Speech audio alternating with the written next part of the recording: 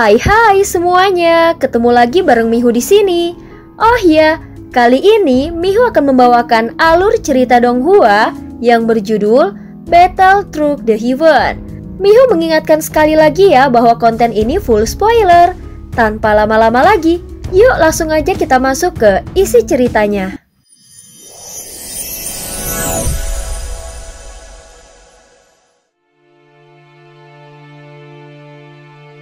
Melanjutkan dari kisah sebelumnya. Sebelumnya Yaonantian, Tian Luolan, dan Bing Leidong terkejut. Jelas kehadiran Chu Jiangyi yang tiba-tiba muncul dengan penampilan yang menyedihkan dan langsung menyerang ke arah serpihan tubuh Xiaoyan sangat mengejutkan mereka. Jelas sebelumnya mereka menduga bahwa Chu Jiangyi telah mati.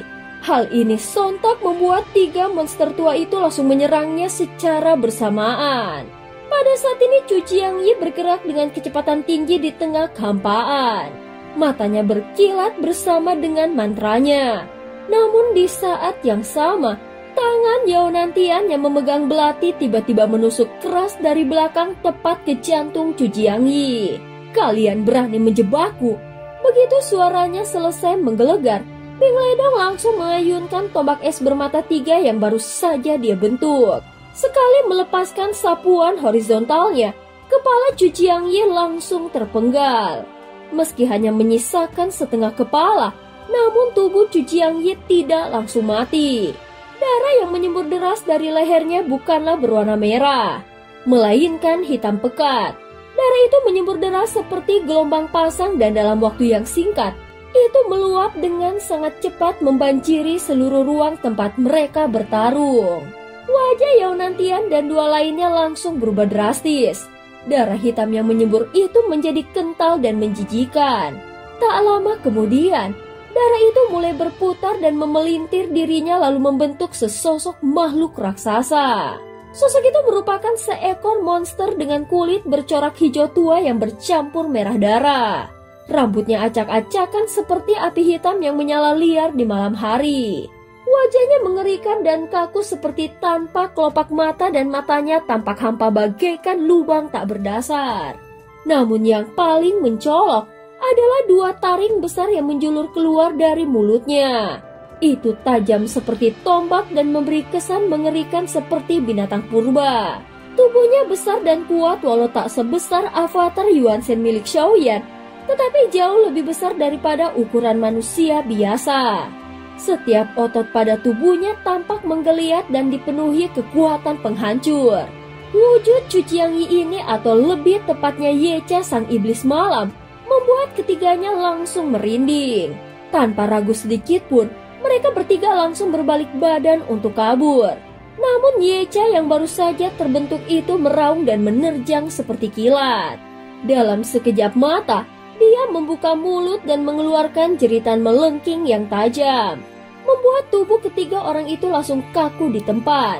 "Sial, kalau terus seperti ini, kita pasti akan mati. Kita harus bertarung bersama. Kalau masing-masing bertarung sendiri, kita pasti mati di sini," ucap Yaonantian mengutuk dengan keras dan tidak menyangka bahwa Chu Jiangyi masih menyembunyikan kartu truf sekuat ini. Pemandangan di medan perang pun segera menjadi kacau.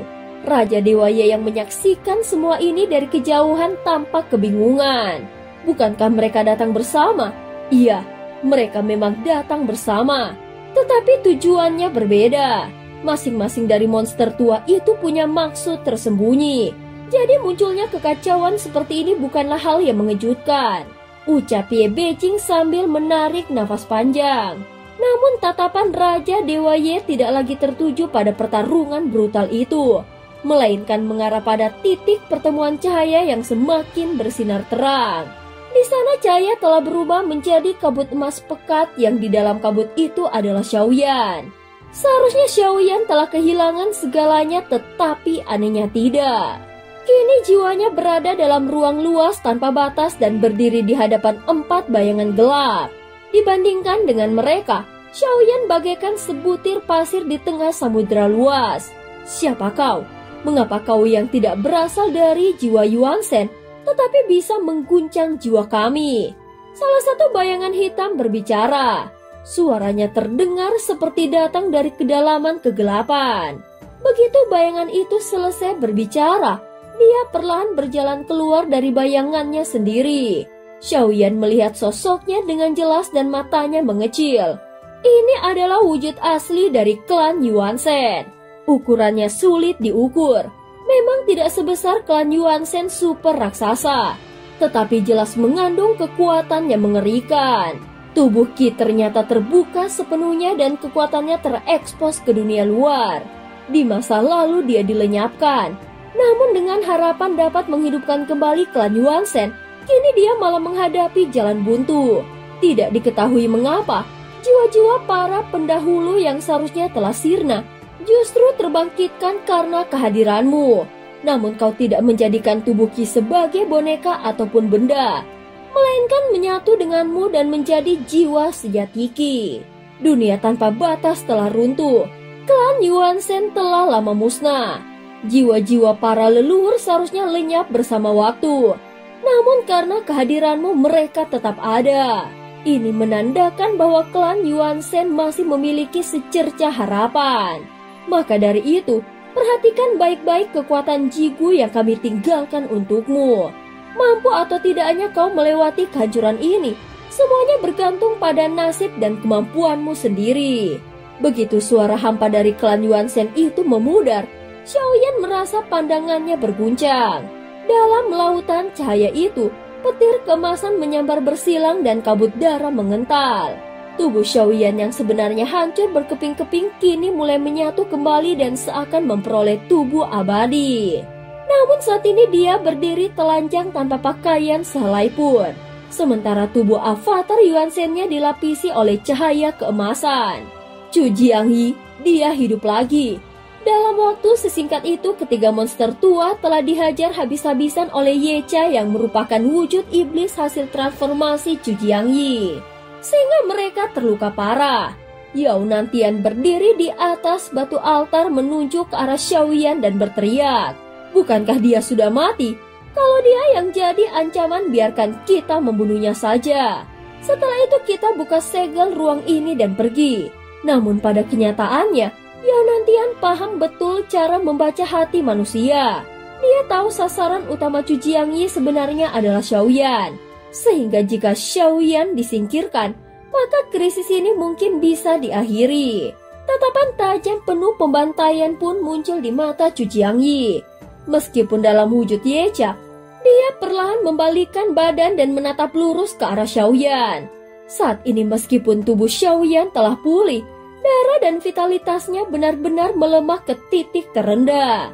Sekalipun dia memiliki kekuatan simbiosis, di tempat ini tidak ada yang bisa menyuplai cukup energi untuk memulihkannya. Satu-satunya cara adalah dengan menyerap boneka klan Yuanzhen yang sebelumnya telah dia simpan di dalam ruang lingsu dengan bantuan glasir darah raksasa. Saat ini di dalam ruang lingsu, tubuh gemuk glasir darah raksasa terlihat seperti sebuah gunung kecil dan memblokir akses ke boneka Yuanzhen. Kalau aku bisa menyerapnya sepenuhnya, aku bisa keluar dari tempat ini. Orang yang menyegelku di sini akan kuhancurkan menjadi puluhan ribu keping.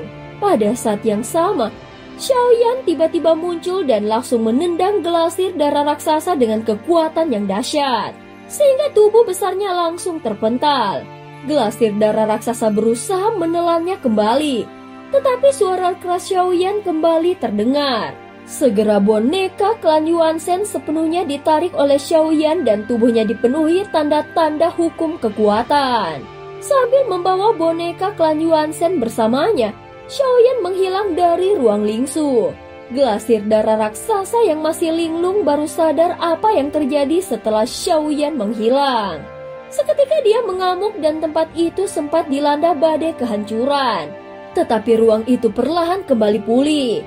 Saat ini glasir darah raksasa hanya bisa mengeluarkan suara ratapan yang sumbang. Terlihat dia sangat terpukul dan putus asa.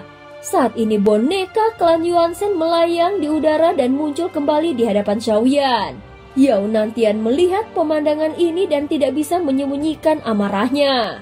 Itu adalah hasil penempaan yang kubangun dengan darah dan keringat salah satu kartu truf andalanku. Dia segera menggertakkan pikirannya hendak memanggil kembali boneka klan Yuansen. Namun dia tercengang. Akhirnya dia menyadari bahwa hubungannya dengan boneka klan Yuansen telah lenyap. Kekuatan darah dalam boneka ini belum bisa kuserap sekarang. Aku hanya bisa merebutnya untuk sementara waktu dan menjadikannya bagian dari avatar Yuansenku.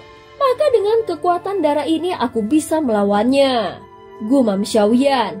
Tiba-tiba boneka klan Yuansen dan tubuh Xiaoyan menyatu menjadi satu. Dalam sekejap cahaya emas meledak di seluruh tubuh Xiaoyan. Bintang yang sebelumnya hilang kini kembali muncul satu persatu. Total 9 bintang berputar dengan kekuatan luar biasa di antara kedua alisnya. Yeja sang wujud iblis Chu Qiangyi menjerit marah dan berubah menjadi cahaya merah yang menembus udara menuju Xiaoyan. Sebelumnya serangan mematikan dari Xiaoyan telah membuat Chu Qiangyi membayar harga yang sangat mahal. Namun saat ini Chu Qiangyi sendiri sudah sangat kelelahan. Menyaksikan Xiaoyan yang tidak bisa dibunuh dan malah bangkit lebih kuat dari sebelumnya, hati mereka jelas mulai terasa sesak. Dan cerita pun berakhir. Terima kasih udah dengerin Mihu dari awal sampai akhir ya.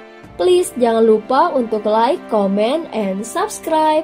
Sampai jumpa.